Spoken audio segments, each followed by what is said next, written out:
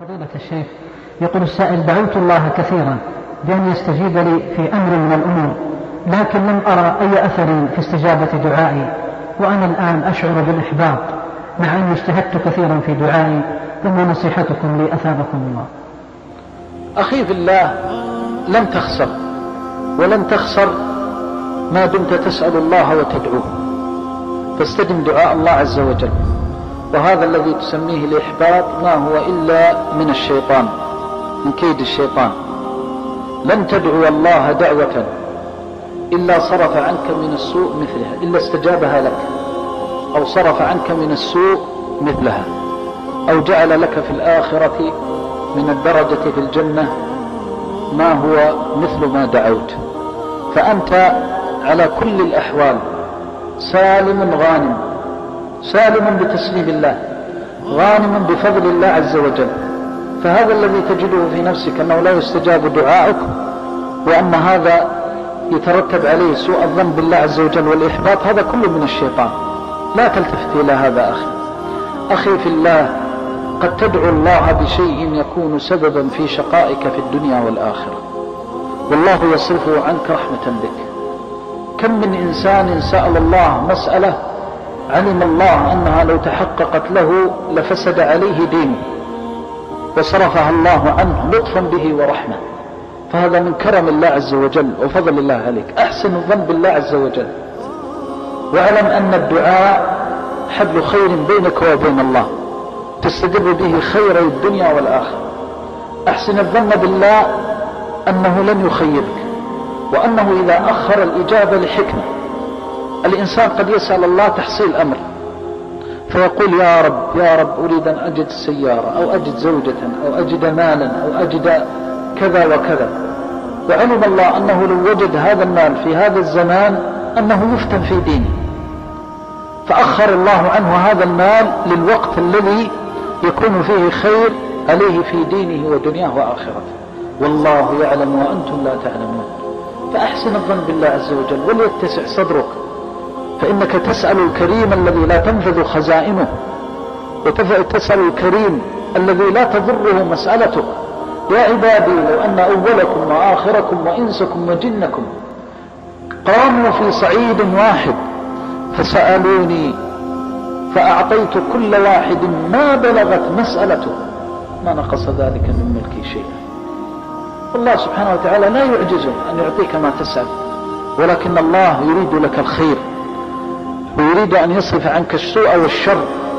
ما ترددت في شيء أنا فاعله ترددي في قبض روح عبد المؤمن، يكره الموت وأكره مساءته. هذا ملك الملوك الذي تدعوه يكره مساءتك، ما يريد شيء يسوءك. سخر لك ما في السماء وما في الأرض، وأسبغ عليك النعم ودفع عنك النقم، فتسيء الظن به أو تحبط. من أي شيء تحبط؟ أي إحباط؟ لو أراد الله بك الشر ما سمعت ولا بصرت ولا عقلت، بل ما دببت على وجه الأرض. يا هذا تأمل من تعامل ومن تسأل ومن ترجو.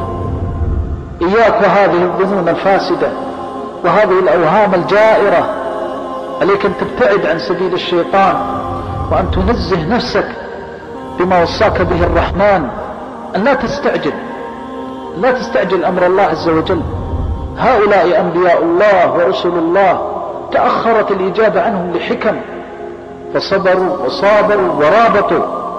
في يوم الأحزاب، يوم الأحزاب إذ زاغت الأبصار وبلغت القلوب الحناجر وتظنون بالله الظنون، هنالك ابتلي المؤمنون وزلزلوا زلزالا شديدا.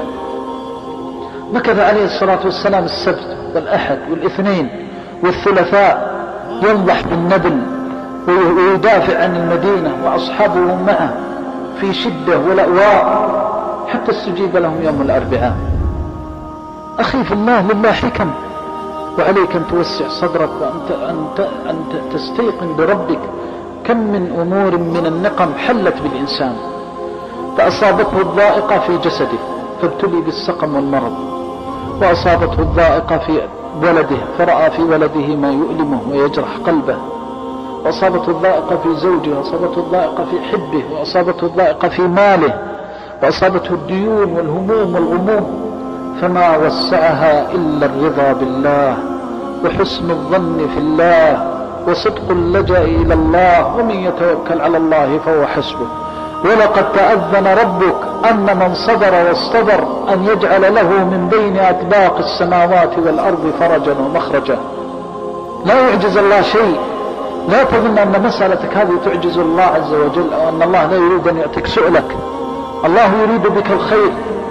وكم من إنسان تمنى شيئا أن يكون له، علم الله أن هذا الشيء لو كان أنه يفتن به يقول يا رب ارزقني ولدا، فيتأخر عنه الولد، وعلم الله أنه لو ولد الولد من هذه المرأة أنه يخرج ولدا فاجرا أو ولدا فاسقا أو ولدا عاصيا. أليست هذه رحمة؟ فما عليك إلا أن تحسن الظن بالله عز وجل. وأما الغلام فكان أبواه مؤمنين فخشينا أن يرهقهما طغيانا وكفرا. هذه رحمة من الله، لأنه قال هذا رحمة من ربي وما فعلته عن أمري، ذلك تأويل ما لم تستطع عليه صبرا. لأن الإنسان بعض الأحيان يعجل ولا يفهم وقد يسيء الظن، لكن هذا كله من الشيطان. تستعيذ بالله من الشيطان وتصبر. يريد الإنسان الفرج في مصيبة حلت به فتتأخر اليوم واليومان والثلاثة والأربعة، ولكن لا يعلم كم من الخير في تأخرها وكم من الخير في عدم حصولها.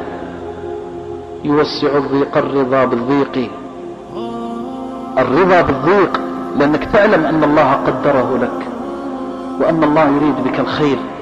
فإذا وجدت الضائقة والمحنة، وإذا وجدت الشدة ووجدت الدعاء تدعو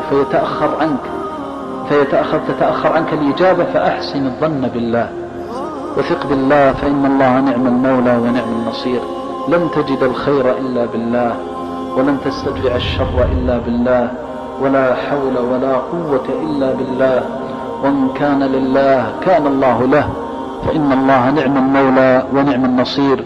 فإياك ثم إياك أن تفوتك آخرتك. إذا سألت الله مسألة فإياك أن تهدم دينك أو تخسر دينك، لأنك إذا أحبطت أو أصابك اليأس فهذا ضعف إيمان ونقصان منزلة عند الرحمن.